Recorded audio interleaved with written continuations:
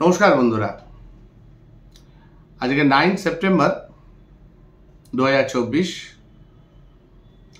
গতদিন যে ভিডিওটা করেছিলাম সেই ভিডিওটাতে বলেছিলাম যে আজকের দিনটা বাংলার ইতিহাসে হয়তো একটা ঐতিহাসিক দিন হতে চলেছে। আজকে সেই ব্যাপারটা আরো বেশিভাবে বলতে ইচ্ছা করছে যে সত্যি একটা ঐতিহাসিক দিনের, একটা ঐতিহাসিক সকল জাজমেন্টের একটা পার্টের আমরা সাক্ষী হয়ে রইলাম এবং তার সাথে রাজ্যের প্রশাসকের একটা অদ্ভুত জনমোহিনী বা জনদরদি মুখ আমাদের সামনে এলো।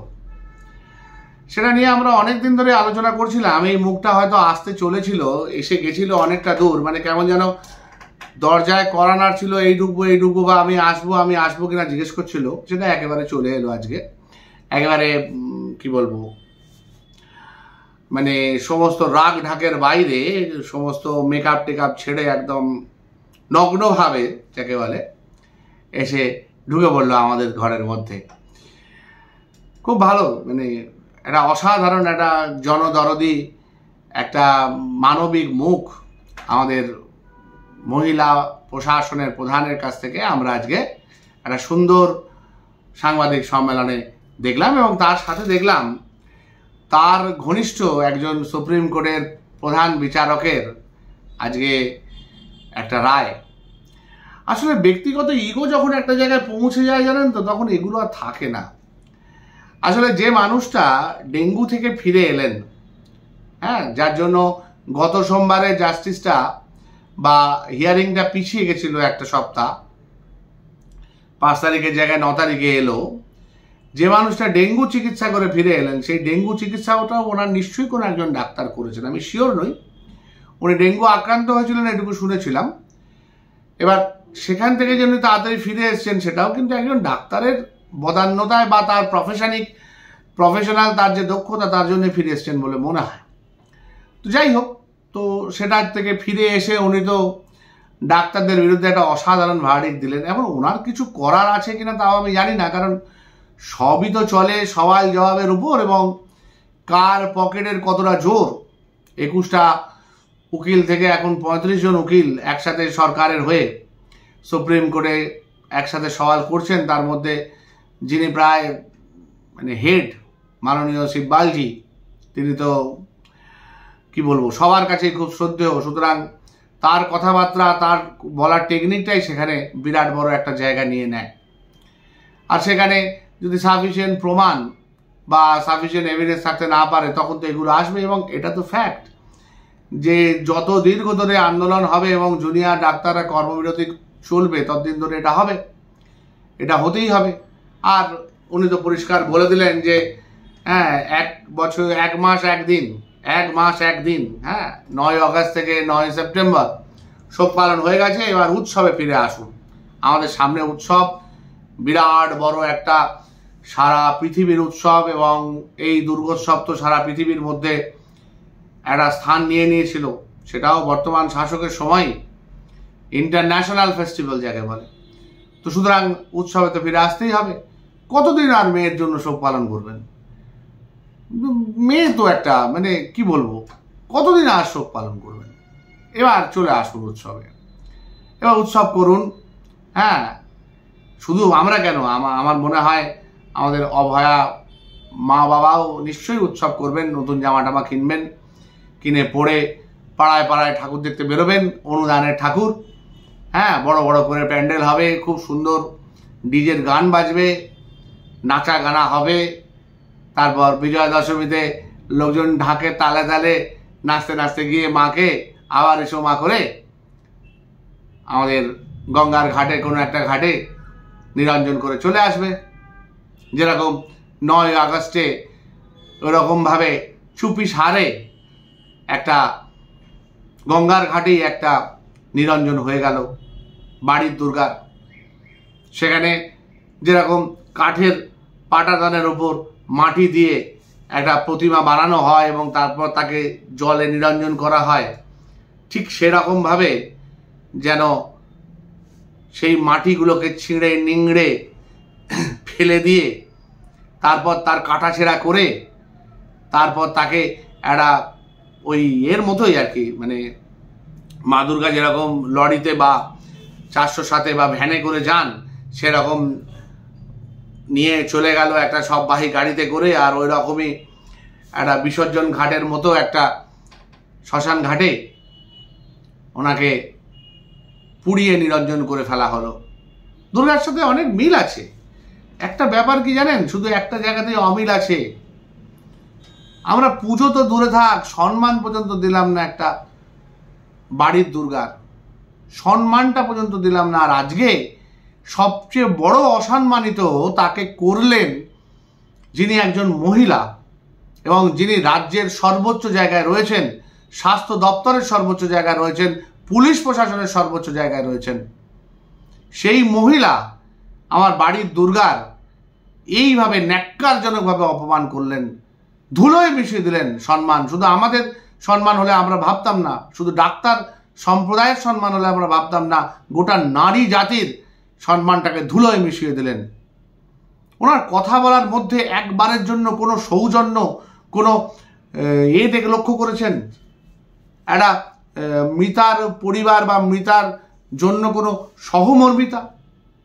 একটা কথার মধ্যে উনি যখন বলছেন আমি সহমর্মী ছিলাম, সেখানে উনি বলছেন আমি কীরকম, কোন জায়গায় কীরকম ব্যবহার করতে হয় আমি জানি। আর আপনি যে একদম প্রচণ্ডভাবে ওখানে বিরোধিতা করলেন, যে বাবা মা যে বলছে আপনার ডিসি নর্থ ওখানে গিয়ে একটা আড়ালে ওনাদের টাকা দিতে চেয়েছিলেন ওই 9th অগাস্টের দিনে যখন দেহটা বাড়িতে রয়েছে, সেটাকে আপনি একদম স্ট্রংলি মিথ্যাচার বললেন। মানে আপনি কি বলতে চাইলেন? যে ওনারা মিথ্যা কথা বলছেন? তো ওনারা যদি মিথ্যাচার করে থাকেন তো আপনি অ্যাকশন নিচ্ছেন না কেন? আপনি তাহলে অ্যাকশন নিচ্ছেন না কেন? আপনাকে তো কোনো একটা অ্যাকশন নিতে হবে। হয় আপনার ডিসি নর্থের বিরুদ্ধে ডিসিপ্লিনারি অ্যাকশন বা তদন্ত কমিটি গঠন করতে হবে যে উনি কেন টাকা দিতে গেছেন, কারণ আপনি পুলিশ মন্ত্রী, আপনার এটা দায়ের মধ্যে পড়তায়। কারণ একজন মৃতার বাবা প্রকাশ্যে রিপোর্টারদের সামনে, মিডিয়ার সামনে আপনার আন্ডারে যে কর্মচারী, যে আইপিএস অফিসার, তাকে তিনি চ্যালেঞ্জ করছেন, তিনি বলছেন যে উনি টাকা দিতে এসেছিলেন আমার কাছে। আর আপনি যদি সেটাকে ডিনাই করেন তাহলে উল্টো দিকে আপনার এখতিয়ার বর্তায় যে মিথ্যাচারের জন্য বাবা মায়ের গ্রেপ্তারি, সেটাও তো করছেন না। দয়া দেখাচ্ছেন নাকি? দয়া করছেন মানুষকে? একটু আগে বললেন যে আমি বিরোধীদের যারা অন্যায় করেছিল আমরা এসে বদলা নয় বদল চেয়েছিলাম, যার জন্য আমরা কোনো বদলা নিইনি, কারোর থেকে নিইনি। মানে আপনি ঘুঘুর ভাষাটাকে দেখে রেখে দিলেন। তাদের চাকরি যাতে না চলে যায়, তাদের পেটে আপনি লাথি মারতে চান, এরকম কথা বললেন। মানে পেটে লাথি না মারতে চাইলে আপনি দুনিয়ার যত চোর ডাকাতকে আপনার প্রশাসনে আশ্রয় দেবেন? সে বামফ্রন্টের আমলে থাকে তো কি হয়েছে তাতে? আপনি কেন আশ্রয় দেবেন? আপনি তো সেখানে প্রশাসক, আপনাকে শক্ত হাতে তাদের দমন করতে হবে, বের করে দিতে হবে তাদের। ঘুঘুর ভাষা, পচা আলু, বের করে দিতে হবে তাকে। আপনি সেটা না করে তাদের চাকরি ভাষাতে গিয়ে আরো বড় করে সেই ঘুঘুর ভাষাটাকে তৈরি করলেন। এই কথাটা আপনি একটা সাংবাদিক সম্মেলনে একজন প্রশাসনিক প্রধান হিসেবে বলছেন, আর ভাবছেন যত অশিক্ষিত মানুষ রয়েছে সবাই আপনার সাপোর্টার, সবাই আপনার শুনে হ্যাঁ হ্যাঁ করতে থাকবে। অবশ্য বলি না কেন, না বলি কি করে? প্রতিটা শিক্ষিত মানুষ তো আপনার দাবিদারি করছে, জয়গান করছে। সেই কিছু বুদ্ধিজীবীও যেরকম রয়েছেন তারা চুপ করে বসে আছেন, স্কুল কলেজের কিছু শিক্ষক, কিছু অ্যাডভোকেট, কিছু উকিল, তারা তো পর্যন্ত আপনার কি বলবো পায়ে পড়ে রয়েছে। যা করে সম্রাট শাহজাহান তাহাই সত্য কথা। অদ্ভুত ব্যাপার। শিক্ষাটাকেও বিক্রি করে দিচ্ছেন মানুষজন। সিদ্ধারা ছেড়ে দিন, সিদ্ধারা তো অনেকেই বিনা সিদ্ধারাতে জন্মায় বা বড় হতে সঙ্গে সঙ্গে সিদ্ধারা ক্ষয়ে যায়, স্পাইনের প্রবলেম হয়। প্রচুর স্পাইনের ডাক্তার আছেন, প্রচুর স্পাইনের সার্জারিও আছে তার জন্য। কিন্তু স্পাইন না থাকলেও এইভাবে দিনের পর দিন অন্যায় অবিচার সহ্য করার ক্ষমতাটাও তো একটা বিরাট ক্ষমতা। এই ক্ষমতা কোত্থেকে আসছে? একটা তদন্ত, তার যে বন্ধ খামে রিপোর্ট দেওয়া হলো সেটার সম্বন্ধে একটা সদর্থক কথা আজকে সুপ্রিম কোর্ট থেকে আমরা জানতে পারলাম না। আরে আমরা তো চাই এ ছেড়ে চলে যেতে, কিন্তু আমাদের একটা পথ দেখান। 30টা দিন ইনভেস্টিগেশন হচ্ছে, তার মধ্যে 4 দিন হচ্ছে পুলিশ দ্বারা আর বাকি দিনগুলো হচ্ছে সিবিআই এর দ্বারা। আমরা তো একটা দিশা পাবো। কি এমন বড় ইনভেস্টিগেশনের জায়গা দরকার এখানে? কি এমন দরকার? সিবিআই এর থেকে অনেক কমপ্লিকেটেড কেস অনেক কম সময় সলভ করেছে। কেন এত প্রবলেম? কিসের এত সময় নষ্ট? যেখানে আরজি করের মধ্যে একাধিক স্টুডেন্ট আছে, একাধিক জুনিয়র সিনিয়র আছে যারা জানে অ্যাকচুয়ালি কি হয়েছে। পথ নাটিকাতে পর্যন্ত দেখিয়ে দেওয়া হচ্ছে, পুরো ঘটনাটাকে ডেসক্রাইব করে দেওয়া হচ্ছে হুবহু পুঙ্খানুপুঙ্খ নাম ধরে ধরে। সেই ভাইরাল ভিডিও ঘুরে চলেছে। এগুলো কি সিবিআই দেখছে না? কে লিখলো এই নাটক? তাকে কথা বললেই তো জানা যাবে। যেখানে হয়েছে এই ঘটনা আজ পর্যন্ত কনফার্মেশন আমরা এটুকু পেলাম না যে সঞ্জয় ছাড়া আর কারা কারা এই নৃশংস হত্যার সঙ্গে যুক্ত। অ্যাটলিস্ট এরকম তো বলা যেত আরো 4-5 জন আছে, আমরা অ্যারেস্ট করবো শীঘ্রই। এটুকু তো শুনলেও আমাদের মধ্যে আসতো ব্যাপারটা। বাকি যারা অ্যারেস্টেড হয়েছে তারা তো সব 9-6 অর্থনৈতিক তছরূপ, ওই বজ্রপদার্থ তছরূপ, মৃতদেহ এই করা, এই সমস্ত অন্যরকম সমস্ত অ্যালিগেশনে তারা অ্যারেস্টেড হয়েছে। খুন মার্ডারের জন্য তো, মার্ডার এবং রেপ এর জন্য তো একমাত্র একজনই এখনো পর্যন্ত অ্যাকিউজড হয়েছে, সে হচ্ছে সঞ্জয়। আর কারা আছে বা তাদের নাটের গুরুকে, মাথাকে, কার জন্য এতগুলো ম্যানিপুলেশন করতে হচ্ছে, ভাঙতে হচ্ছে সেমিনার রুমের সেখানে লেপতে হচ্ছে, মাটিতে লেপতে হচ্ছে সোডিয়াম হাইপোক্লোরাইড যাতে কোনো এভিডেন্স না থাকে। মাল্টিপল লোক মোবাইল নিয়ে গিয়ে সেই মোবাইলকে কম্পিউটারে লাগাতে হচ্ছে, তার জন্য ডেটা এন্ট্রি অপারেটরের প্রয়োজন হচ্ছে। সেই জন্য ডেটা এন্ট্রি অপারেটর যে নিয়মিত ন্যাশনাল মেডিকেল কলেজ থেকে আরজি করে যেতেন, হ্যাঁ, তাকে প্রয়োজন হচ্ছে। সে তার কম্পিউটারে সেই ডেটা এন্ট্রি খুলে তারা বিভিন্ন প্রোগ্রাম ফাইল ডিলিট পর্যন্ত করছে মৃতার ফোন থেকে।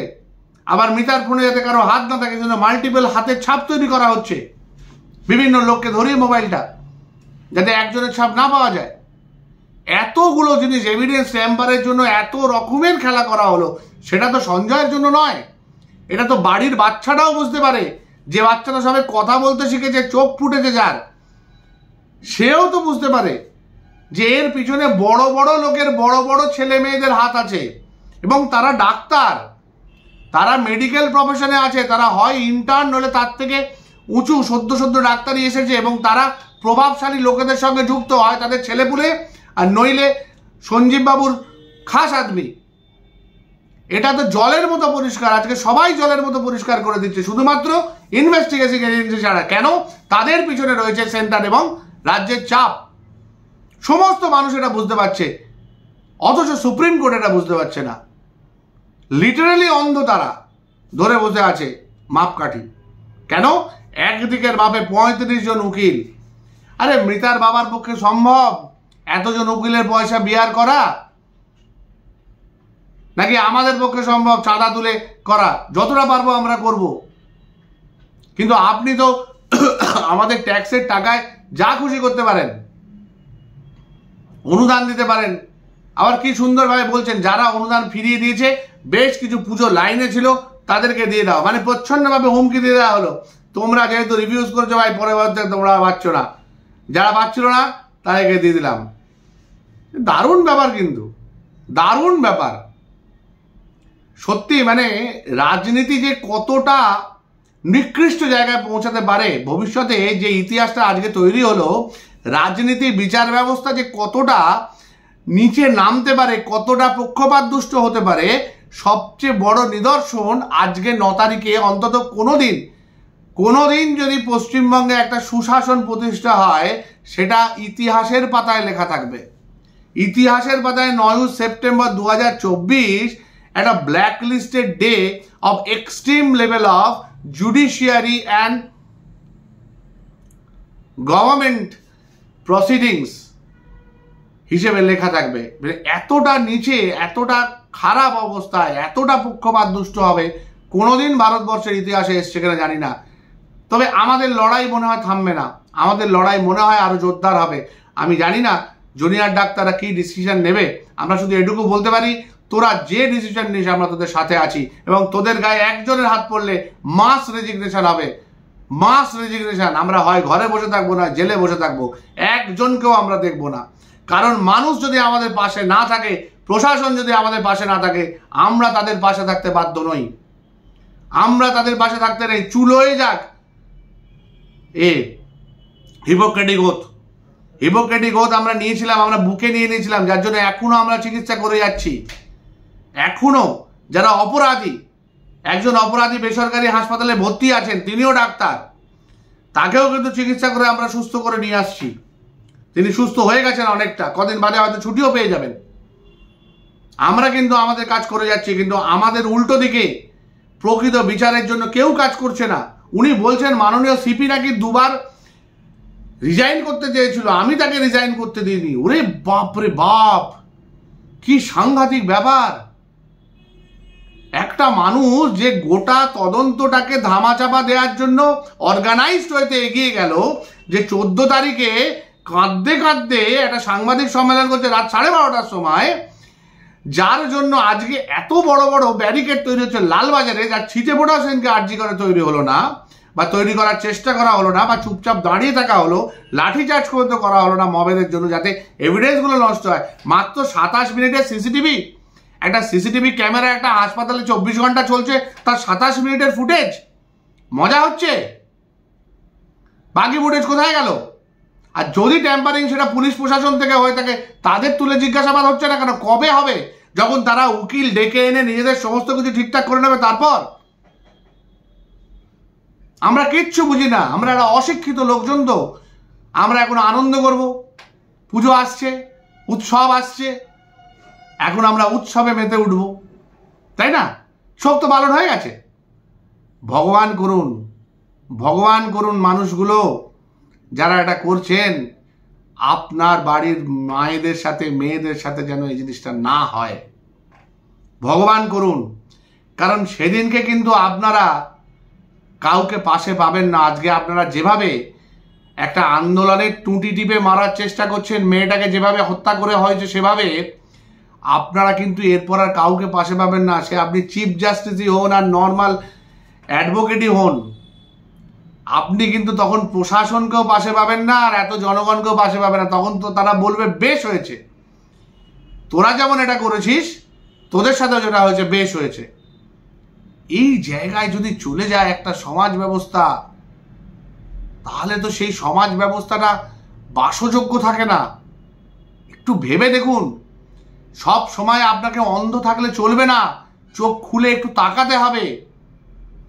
চোখ খুলে তাকানোর জন্য যত ব্যবস্থা করার, যত দিক থেকে করার আমরা করেছি, চোখ খোলানোর চেষ্টা করেছি, কিন্তু দেখলাম আপনি শুধু বন্ধ নয়, আপনি 2-3টে রকমের ডিফারেন্ট রঙের রুমাল দিয়ে চোখ বন্ধ করেছেন, যাতে আপনি বিভিন্ন রং দেখতে পান। আসল জিনিসটা যেন ঘোলা হয়ে যায় আপনার চোখের সামনে। খুলে ফেলুন চোখের পট্টিটা, দেখুন বাইরে জনকোলাহলকে দেখুন। আর যদি পারেন সামনে সোমবার আমাদের কিছু ভালো কিছু শোনান।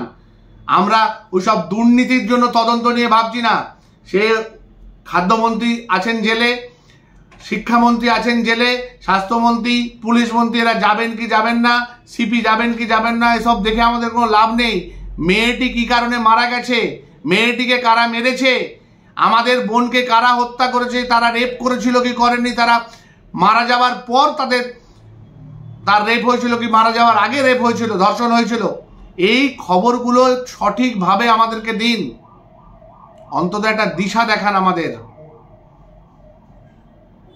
আমরা কিন্তু এর শেষ দেখে ছাড়বো, তাতে যা হয় হবে। ভালো থাকবেন, বলতে পারি না ভালো থাকবেন কিনা, না না, উৎসব পালন করুন, উৎসব।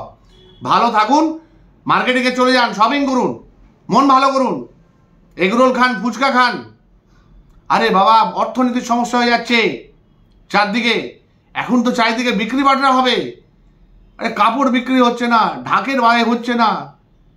আরে যান যান, আনন্দ করুন, আনন্দ করুন। প্রশাসনের সর্বোচ্চ স্তর থেকে বলেছে এবার উৎসবে ফিরে আসুন, উৎসব করুন, উৎসব করুন। নমস্কার।